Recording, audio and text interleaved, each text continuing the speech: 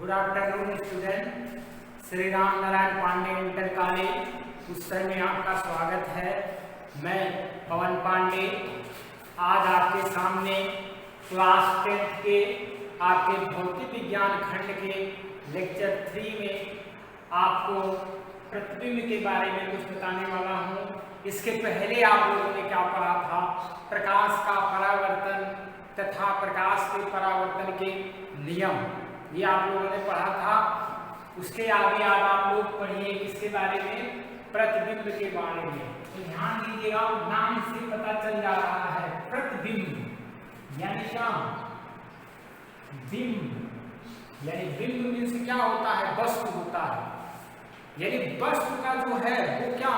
प्रति मतलब उल्टा, यानी एक तरफ से जो वस्तु का बिंब जो होता है वो रियलिटी तो क्या होता है? आभासी ही होता है। भाई प्रतिबिंब जो होता है वो रियलिटी तो होता नहीं है। तो यहाँ पे हम इसी बिंब को किस रूप में लिखते हैं? बिंब, और यहाँ पे इसको प्रति बोल देते हैं। और यही प्रतिबिंब आज हम पढ़ेंगे किस तरह से स्लाइड में हमको प्रतिबिंब को समझना है।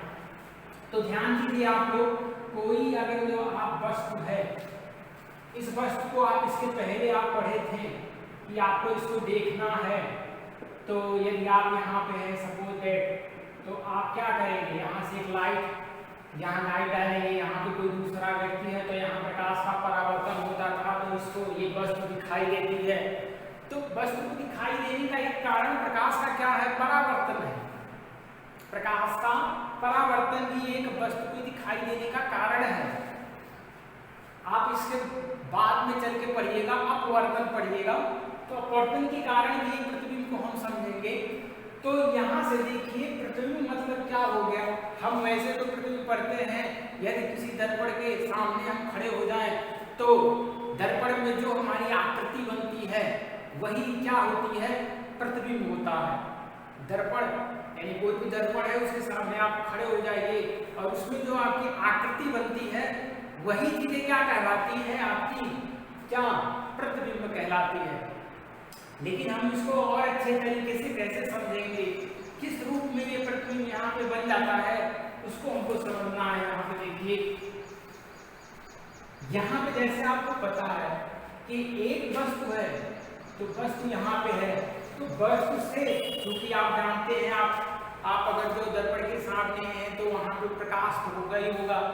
तो यहाँ से चलने वाली जो भी, इस वस्तु से चलने वाली जो भी प्रकाश की किरणें होंगी, इस वस्तु से प्रकाश की किरणें चलेंगी और वस्तु पे, यानी जिस आप किसी भी वस्तु को देख रहे हैं, जहाँ पे आप अपना प्रतिबिंब देख रहे हैं, वहाँ पे ये टकराएंगी और वस्तु से चलने वाली प्रकाश की किरणें परावर्तन तथा अपवर्तन के पश्चात जिस भी बिंदु पर क्या होती है? मिलती हैं। देखिए यहाँ पे अपवर्तन भी कह दिया, यानी एक नियम है अपवर्तन का भी, लेकिन वो पारदर्शी माध्यम होता है जो कि आप इसके बाद पढ़िएगा। तो परावर्तन तथा अपवर्तन के पश्चात वह जिस बिंदु पर मिलती है, मान लीजिए एक दर्पण है यहाँ पे एक दर्पण इस तरह से मान लीजिए है, तो यहाँ पे क्या है? यहाँ पे आपकी आकृति जैसे बनेगी, यहाँ पे आकृति बन गई आपकी। तो ये आकृति जो बनी है वो क्या है? वो आपका जो है परावर्तन या क्या है? अपवर्तन की घटना है। यानी इस पॉइंट पे क्या हुआ है? प्रकाश की किरणें पड़ी हैं, अपने परावर्तन के बाद हमारी आंखों पे पड़ी होंगी और हम उस वस्तु को देखते हैं। भाई हम किसी भी वस्तु को देखते हैं तो क्या होता है? पहले उस वस्तु पे प्रकाश पड़ता है, वहां से रिफ्लेक्ट होता है, उन्हें हमारी आंखों पे आता है, फिर हम उस वस्तु को क्या करते हैं? देखते हैं। तो उसी को हम प्रतिबिंब कहते हैं। यानी किसी भी वस्तु से चलने वाली प्रकाश की किरण जिस बिंदु पर मिलती है उसे हम क्या कहते हैं? प्रतिबिंब कहते हैं। और इस प्रतिबिंब को आप क्या कर सकते हैं? पर्दे पर प्राप्त कर सकते हैं। जो प्रतिबिंब है उसे आप एक पर्दे पर आपको प्राप्त करना हो, जैसे आप इसका प्रतिबिंब बना रहे हैं, कोई एक व्हाइट पेज रख दीजिए तो इसका प्रतिबिंब आपको क्या हो जाएगा? इस पर्दे पर प्राप्त हो जाएगा। वास्तविक प्रतिबिंब लेके जो बनता है उसी को हम पर्दे पर प्राप्त कर सकते हैं। वास्तविक प्रतिबिंब मतलब क्या होता है? प्रतिबिंब भी दो तरह के होते हैं, एक वास्तविक होता है और दूसरा क्या होता है, आभासी होता है। वास्तविक प्रतिबिंब मतलब क्या होता है, जो वस्तु से चलने वाली प्रकाश की किरणें या जिस वस्तु से चलने वाली प्रकाश की किरणें आपका परावर्तन तथा अपवर्तन के पश्चात वास्तव में वह उस बिंदु पर मिलती है, यानी क्लियरिटी है कि वह उस बिंदु पर मिले, उसे हम क्या कहेंगे, प्रकाश का क्या, या उसे वास्तविक प्रतिबिंब कहते हैं। उसे हम क्या कहते हैं, वास्तविक प्रतिबिंब बोलते हैं। आभासी मतलब वास्तव में न मिले, यानी वस्तु से चलने वाले प्रकाश की किरणें परावर्तन या अपवर्तन के पश्चात उस जो है बिंदु पर यह क्लियर नहीं है कि मिले कि नहीं, मतलब आभासी होती हैं, वास्तव में नहीं मिलती हैं, इसे हम क्या कहते हैं, आभासी प्रतिबिंब। एक आप लोगों ने पढ़ा क्या, वास्तविक प्रतिबिंब, वास्तविक प्रतिबिंब, और दूसरा आप लोगों ने क्या पढ़ा, आभासी, आभासी प्रतिबिंब, आभासी प्रतिबिंब। अब आप लोग देखिए यहाँ पे नेक्स्ट आपको जो पढ़ना है वो चीज क्या है, दर्पण। क्या, दर्पण। तो देखिए मिरर, तो इस मिरर में हम यानी दर्पण में प्रतिबिंब हम जो है वो कहाँ पे देखते हैं, मिरर में देखते हैं, दर्पण में देखते हैं। तो दर्पण में हमें कैसे दिखाई देता है, दर्पण कैसे बनता है, यानी जब किसी पारदर्शी तल को हम क्या करते हैं, उसके एक भाग को, किसी पारदर्शी माध्यम तल है उसके एक भाग पर कलई कर दिया जाए, यानी जैसे मान लीजिए एक कांच का टुकड़ा या मान लिया, उसके एक भाग को क्या कर दें हम, एक भाग को कलई कर दें। कलई करने का मतलब होता है, आप ध्यान दीजिए, दर्पण तभी तैयार होगा जो कलई वाला होता है, वो आप लोग जानते होंगे PPO3 लाल ऑक्साइड जिसे बोला जाता है, लाल ऑक्साइड। लाल ऑक्साइड का क्या करते हैं, लेप लगा देते हैं।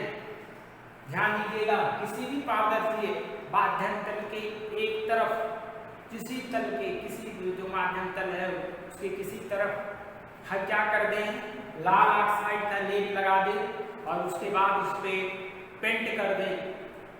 चांदी की पेंट कर देते हैं ज़्यादातर, चांदी के पेंट से होता है, आप देखते होंगे शीशे में चमकदार आपका चेहरा दिखाई देने लगता है, तो चांदी का फिर उसके ऊपर जो है वो पेंट लगा दिया जाता है, जिससे क्या है आपका जो है वो लाल ऑक्साइड जो है वो पानी पड़ने में या जो है वातावरण में वह इधर उधर न जाए, यानी वो जो आपका पेंट रहता है वह लाल ऑक्साइड की सुरक्षा करता है।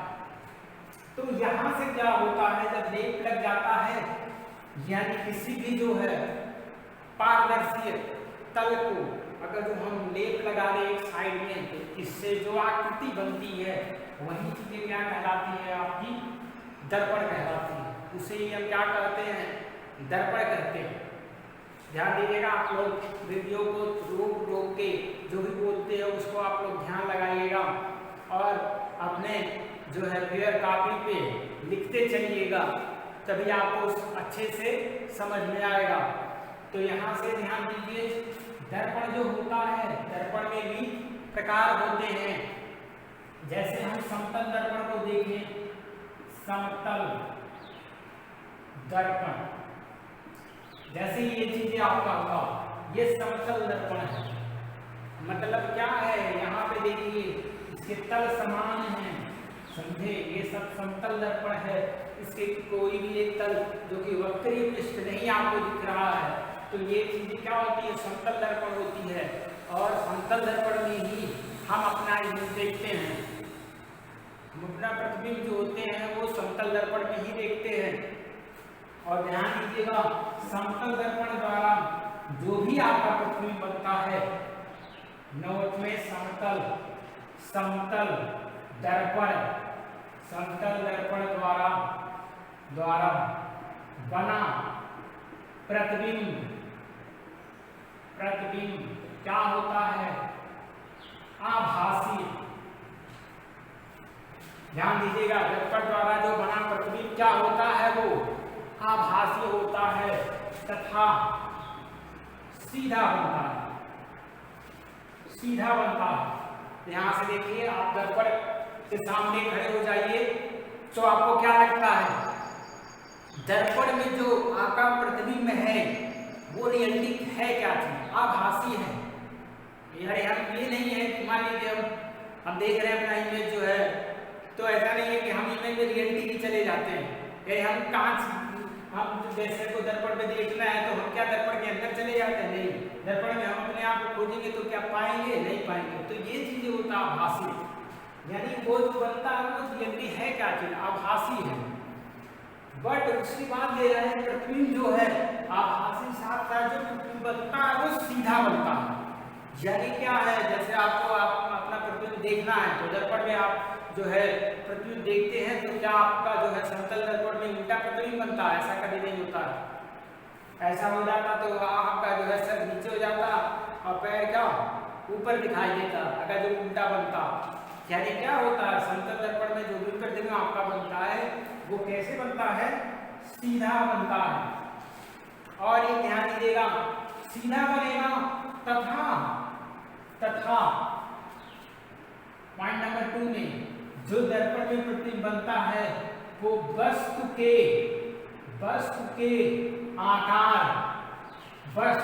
आकार के बराबर बनता है। यानी जो आपका वस्तु है, वस्तु का जैसे आकार रहेगा, जैसे मेरा मार्कर है, यदि इस मार्कर को या हम अपने चेहरे को ही मान लीजिए देखेंगे तो वहां पे क्या होगा, ऐसा नहीं रहेगा कि हमारा चेहरा जितने में है उसका 4 गुना हम समतल दर्पण में देखेंगे। इस मार्कर को अगर हम यहाँ कर दे तो ऐसा नहीं है कि इस मार्कर का जो है 4 गुना हमको मोटाई दर्पण में दिखाई देने लगेगा। यानी ये आकार उसी आकार का दिखाई देगा जिस आकार में ये वस्तु है, तो प्रतिबिंब वही आकार आपको देगा बना के।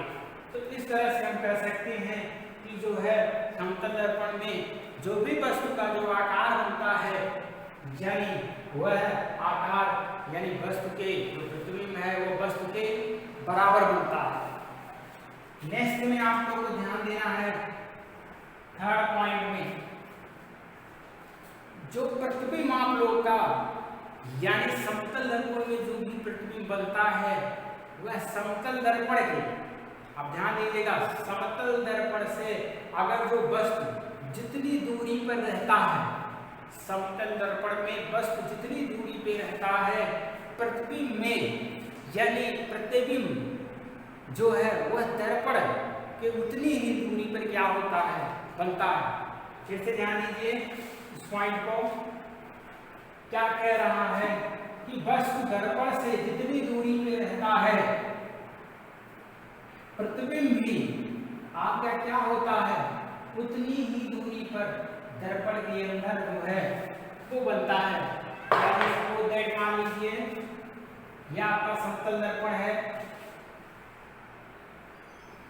तो समतल दर्पण में आप अगर यहाँ पे आप लगभग में कितनी दूरी पे हैं, आप आदमी का इसको मान लिया जाए यहाँ पे आप खड़े हैं, तो आप दर्पण से जितनी दूरी पे आप रहेंगे जो है आपका प्रतिबिंब दर्पण के अंदर उतनी ही दूरी पे आपका प्रतिबिंब वो बना के देगा। ये चीजें होता है आपका क्या समतल दर्पण में, यानी प्रतिबिंब उतनी ही दूरी पे बनता है जितना आप दर्पण के क्या होते हो, सामने रहते हो। तो ये चीजें होता है। अगली कुछ प्रॉपर्टियां होती हैं कि जो जैसे मान लीजिए हाइट की बात कर दिया जाए, जैसे मान लीजिए मेरी हाइट 6 फुट है, अब 6 फुट है तो हमको मान लीजिए दर्पण में अपना प्रतिबिंब देखना है, तो हम अगर मार्केट में जाएं तो हमें जो है कितने फुट का जो है दर्पण में जो शीशे होते हैं वो हम उस जो है मार्केट में जाओ और कहें कि कितने फुट का हमको जो है दर्पण चाहिए जिससे हम अपना जो है प्रतिबिंब कम से कम देख सकें उसमें। तो हम क्या कहेंगे, जैसे 6 फुट है तो हम उसे हमेशा बाई 2 करके मानते हैं, कम से कम अगर इतना रहेगा तभी दिखाई देगा, यानी इतना न्यूनतम जो है, यानी यह ऊंचाई का यदि कोई व्यक्ति है तो दर्पण में तो दर्पण की जो आकृति, जो आकार होना चाहिए वो कितना होना चाहिए, लगभग में h/2 न्यूनतम, कम से कम जो है ये न्यूनतम इतना h/2 होना चाहिए, अन्यथा नहीं दिखेगा। यानी अगर 6 है तो 3 तो होना ही चाहिए, 3 से कम होगा तो दिक्कत होगा, आपका पूर्ण प्रतिबिंब नहीं दिखेगा। तो ये चीजें होता है क्या, समतल दर्पण में कुछ प्रॉपर्टियां होती है जिसको आपको क्या करना है, ध्यान देना है।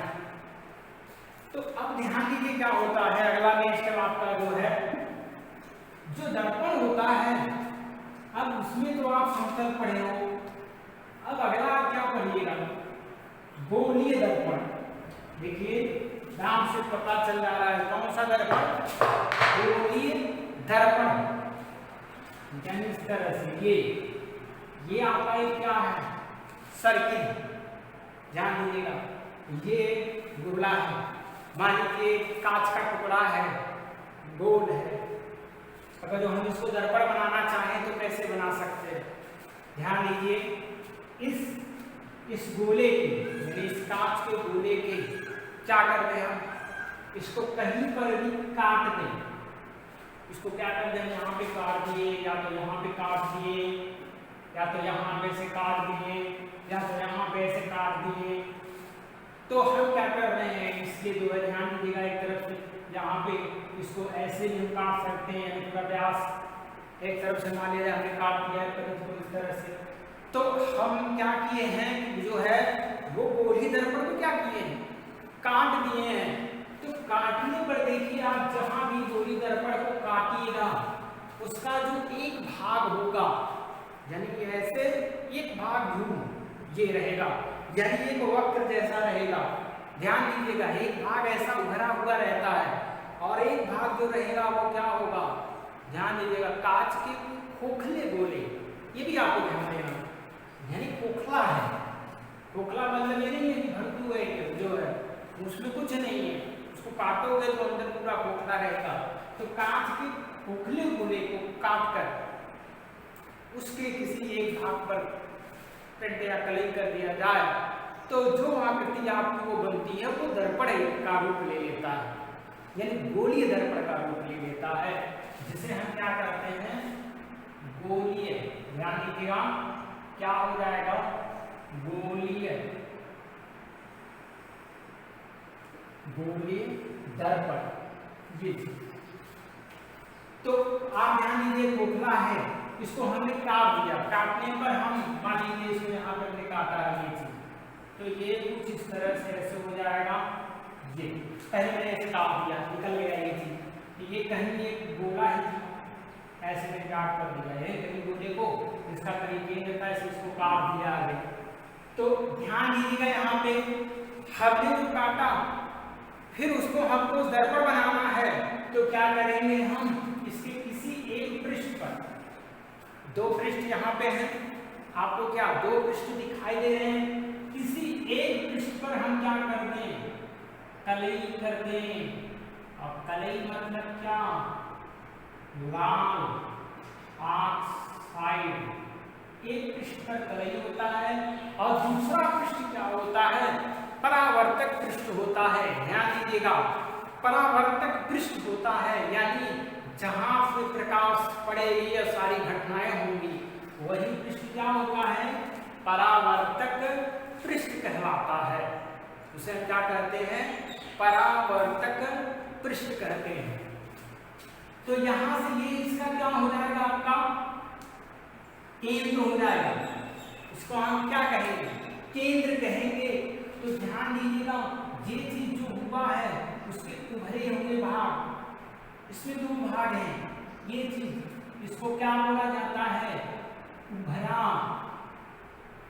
हुआ, ये क्या है, उभरा हुआ है, जैसे किसी के क्या बाल होते हैं वो उभरे हुए होते हैं, तो वो क्या होते हैं आपके इस तरह से, समझे। और यहाँ पे परावर्तक कहाँ से हो रहा है, दबे हुए तल पे हो रहा है, यानी ये चीज जहाँ पे दबे हुए तल होते हैं। तो यहाँ पे दो तल आपको दिखते हैं, यहाँ पे जो कंडीशन आपका आता है, इसीलिए गोली दर्पण में दो कंडीशन आ जाते हैं, यानी यहाँ पे प्रकार जिसको हमने विभक्त कर दिया गोली दर्पण को, और ये दो प्रकार इसके, नंबर एक जिसको बोला जाता है अवतल दर्पण, इसके प्रकार यानी गोलीय दर्पण। तो ध्यान दीजिएगा गोलीय दर्पण क्या आप लोगों ने पढ़ा, और गोलीय दर्पण के क्या, गोलीय दर्पण के प्रकार। तो गोलीय दर्पण के जो प्रकार होंगे वो क्या होंगे, ध्यान दीजिएगा कितने प्रकार के होते हैं, ये जनरली क्या होते हैं, दो प्रकार के होते हैं। नंबर एक क्या, नंबर एक अवतल दर्पण, नंबर एक क्या अवतल दर्पण है, और नंबर दो क्या होता है उत्तल दर्पण। हाँ तो स्टूडेंट यहाँ पे देखिए अवतल दर्पण किसे कहते हैं, अवतल दर्पण ऐसे दर्पण होते हैं जिसमें क्या होता है, उभरे हुए भाग पर क्या होता है पानी सीधा रहता है, यानी कलरी जो होता है वो किस भाग पे रहता है, उभरे हुए भाग पे। तो हमको ये जो फिगर आपको दिख रहा है यह देखिए उभरे हुए भाग पर होता है, यानी पॉलिश या लाल ऑक्साइड का लेप उभरे हुए भाग पे लगा होता है, तथा दबे हुए तल से क्या होता है परावर्तक होता है, जो दबा हुआ सतह होता है वो परावर्तक तल होता है।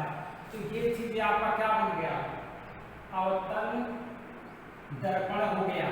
इस तरीके से उत्तल दर्पण किसे कहते हैं, उत्तल दर्पण वे दर्पण होते हैं जिसमें क्या होता है, जो लाल ऑक्साइड का लेप होता है वो दबे हुए तल पे होता है, यानी हम ये कह सकते हैं कि उभरे हुए भाग पर क्या होता है परावर्तक तल होता है, और जो कलई आपका होता है वो किस मीडियम में रहता है, दबे हुए तल। ये दबे हुए तल में क्या रहते हैं, यानी जो दबा हुआ रहेगा वहां पे लाल ऑक्साइड का लेप लगा रहता है। तो ये जो आपका कहलाता है, ये चीजें क्या कहलाता है, उत्तल दर्पण कहलाता है। यानी अवतल दर्पण वे दर्पण जिसमें जो है परावर्तक तल जो है वो क्या होते हैं, दबे हुए होते हैं, तथा उभरे हुए भाग पर क्या किया जाता है, कलई किया रहता है। उत्तल दर्पण ऐसे दर्पण होते हैं जिसमें हमको फिगर में दिख रहा हुआ है, दबे हुए तल पर क्या होता है कलई किया जाता है, तथा परावर्तक सतह उभरा हुआ भाग होता है, उसे हम क्या कहते हैं, उत्तल दर्पण कहते हैं। तो इस तरीके से आप लोगों ने क्या पढ़ा, प्रतिबिंब पढ़ा, प्रतिबिंब यानी क्या वास्तविक प्रतिबिंब, एक आभासी प्रतिबिंब। फिर आप लोगों ने दर्पण को पढ़ा, दर्पण में आप लोगों ने क्या पढ़ा, समतल दर्पण पढ़ा। फिर गोलीय दर्पण आप लोगों ने पढ़ा, गोलीय दर्पण के बाद गोलीय दर्पण कितने प्रकार के होते हैं। नेक्स्ट वीडियो में आप लोग के इससे संबंधित कुछ परिभाषाएं बताई जाएंगी, और आप लोग इसमें कहीं भी कोई भी दिक्कत हो तो कमेंट बॉक्स में जरूर लिखिएगा और उसको ध्यान दीजिएगा, पढ़िएगा। इस तरह से धन्यवाद।